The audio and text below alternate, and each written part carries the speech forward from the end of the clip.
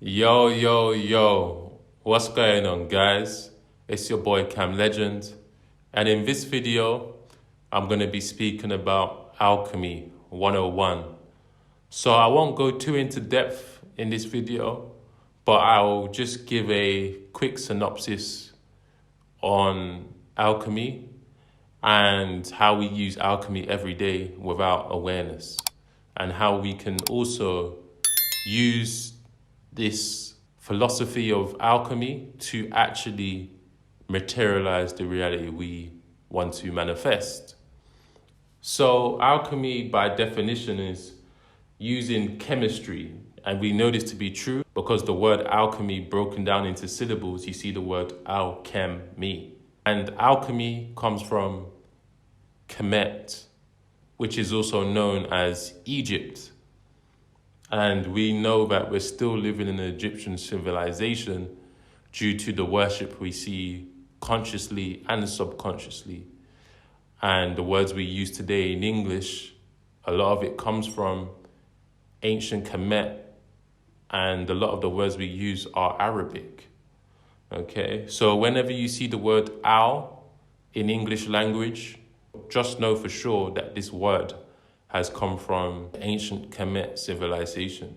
And what we do as alchemists, because a lot of my principles that I share on this page is from an alchemical point of view, because the book KYBALION is all about alchemy and spiritual transmutation and physical transmutation and the nature of physics.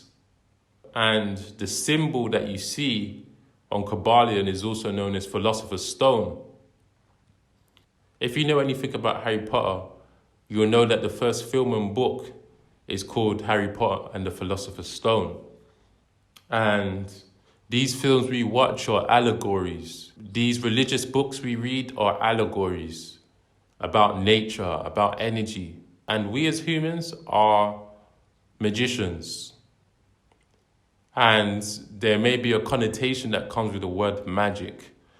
And this is due to the doctrine that is put out there. And to remove any connotations from the word magic, just see it as your intention to create your own reality. Okay? And that is a non-polarized view of the word magic. This is what you're doing as an alchemist. Okay? So you want to create your reality with whatever you have, whatever resources that are available to you. And Philosopher's Stone means turning base metals such as mercury into gold or silver. And this is what you need to do. You need to create. You need to create with whatever you have. Mercury is known, if you've already watched my video about Tahuti or Hermes, you will know that Mercury is associated with this, and this is what we call the mind. The mind is ruled by Mercury.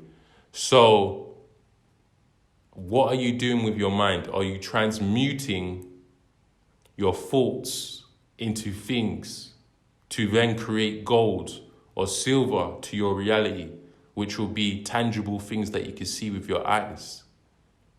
Trophies. All trophies are given in gold or silver. This is the subconscious symbolism to turning creations into tangible things.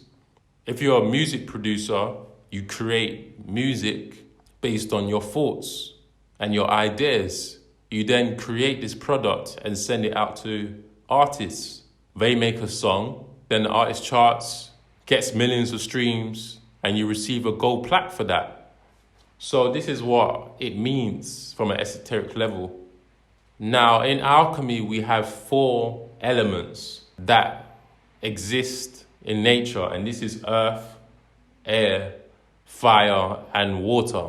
And we have to see these 4 signs as modalities to create silver or gold.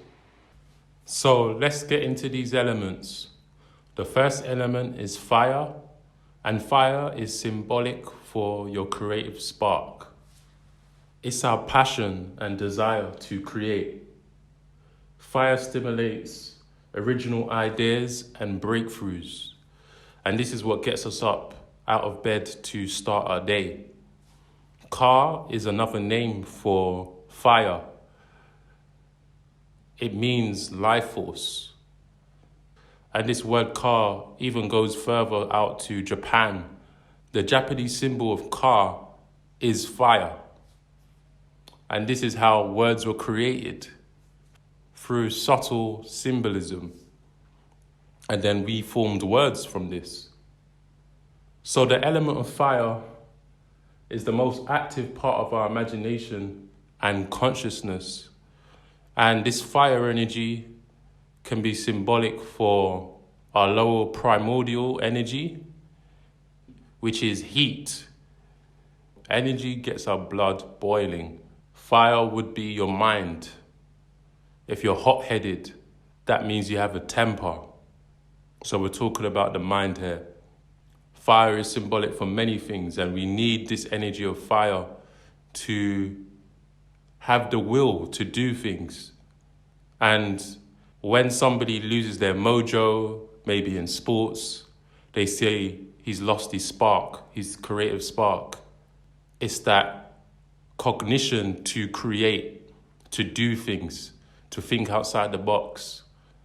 So fire is a very important element. All of them are important, but fire is very important for manifestations. Fire is that courageous energy. Being fired up gives you strength when things are getting tough. Having fire makes you passionate about your ideas, your creations, your belief systems. However, having too much fire can make you angry when things don't go your way, obsessive, possibly jealous. So we need to square this out. How do we do this? 2 triangles make a square. So we need water as an element to cool things down. So you see how the words connect. Hot-headed, cool things down, creative spark. These are the words we use every day, which are symbolic for these alchemical elements. And these alchemical elements are not just about us. It's about nature. It's about mentality. It's about physicality, spirituality. It's about almost everything in this universe that we see, and especially on this physical plane we call Earth. Everything is made through these elements. For example, simply growing a plant. A plant comes from the earth. It needs fire, which is the sun, and it needs water in order to grow. This is also symbolic for how you grow. We need the sun also. We need to be drinking enough water, and we need to be connecting with nature. We are the earth. So how do we stay fired up? By exercising, which gets our blood flowing, by doing new things, which takes us out of this box. So we need to continually be a triangle, going in the upwards direction, seeing new things, doing new things, traveling, creating new ideas, getting better jobs. This is what's going to keep you fired up. If you're not fired up, you're dying. Your life is just becoming a slow death. This is where boredom hits in and things of this nature. So let's now talk about water. Water is to do with your emotions. We are made up of 70 to 80% water. Unfortunately, due to the dehydrated society, it's more like 60 for the general population. Water is symbolic for the moon, which is our emotions, our feeling, our intuition. So we need to have a good balance of being fired up, taking action, but taking action with the right intentions. Is it because of your ego, or is this because of your real inner desires and feelings that you feel? not just because you saw somebody do something so you want to follow suit. So the water element is the inner standing of yourself, which is harder to do because water is an emotion. Water always constantly flows. This is where we get the word moody. Moon, moody, motion, emotion. So mastering the water element is harder to do because of this constant flow and cycle and motion. So if we put the two triangles to create a square, we can create a balance. This is how alchemy works, by balancing these energies. If you're a hothead, you need to cool off. If you're lazy, you need to get fired up. In order to balance the water side of you, make sure you're ingesting the right foods and vegetables that are going to keep your mineral intake high, your vitamin intake high, and also your mental diet. What are you ingesting? What are you ingesting through your eyes? Are you watching content that's going to help you be productive? Or are you watching things that are speaking about gossip? Or are you consuming content that's going to make you anxious and nervous, which we see a lot with the media that is pushed out today, which is all fear-mongering? So now let's talk about the element of air, which is symbolic for communication. Are you vocalizing how you feel? Because if you don't, these energies will be trapped inside of you. Communicating doesn't always have to be through speaking. It can be by picking up a pen and writing.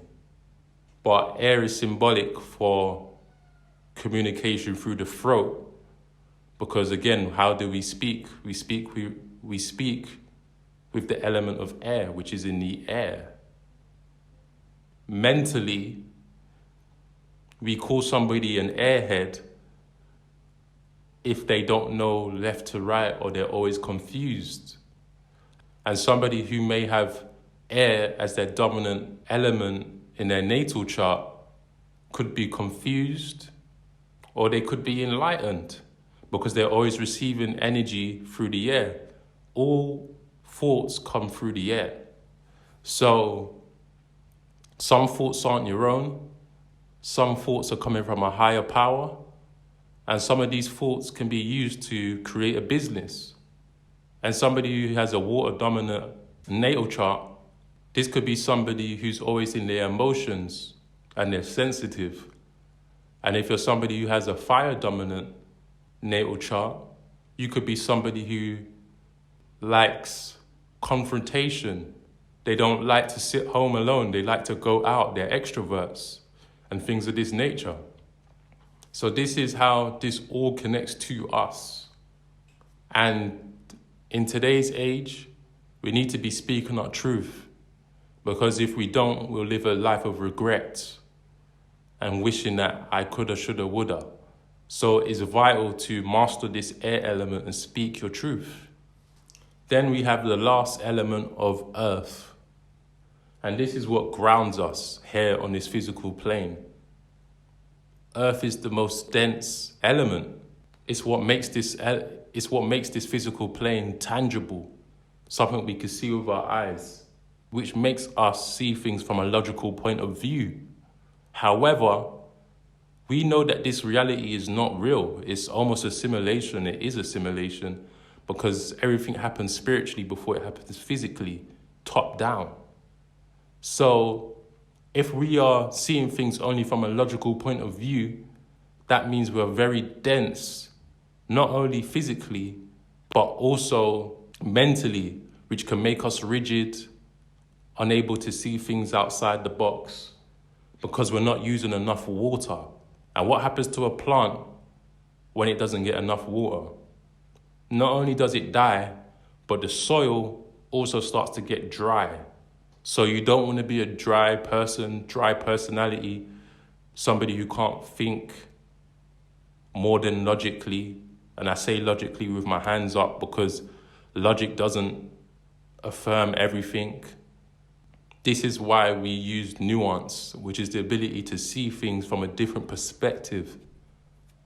If you see things only in a one-dimensional way, then you're stuck here on this physical plane, because this plane of existence that we call the universe is multi-dimensional.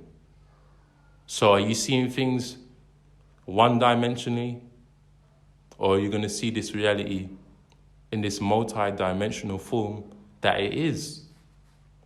So don't be stubborn. Don't be lazy and choose the easiest route, because you will be stuck on this physical plane. So in order to loosen up this earth element, you need to listen to your intuition. How can you get this intuition? Through the element of water and air.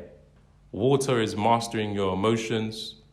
Air would be objectively listening to the transmissions you receive through the element of air and understanding that you're an observer of your thoughts and that you have the ability to make this a thing that you can see in this physical form through manifestation. And that would be taking action. So that could be a pathwork for you to do. To master earth, you need to loosen yourself, which is water, and master your emotions. Then you need to listen to the transmissions, then take action accordingly. So this is just a short breakdown really on the elements, and I hope this video has been of help to you. And if you like this video, please like, share, comment, subscribe. And if you're looking to do any consultations or subconscious reprogramming, you know what to do. Contact me. My details are below. Peace.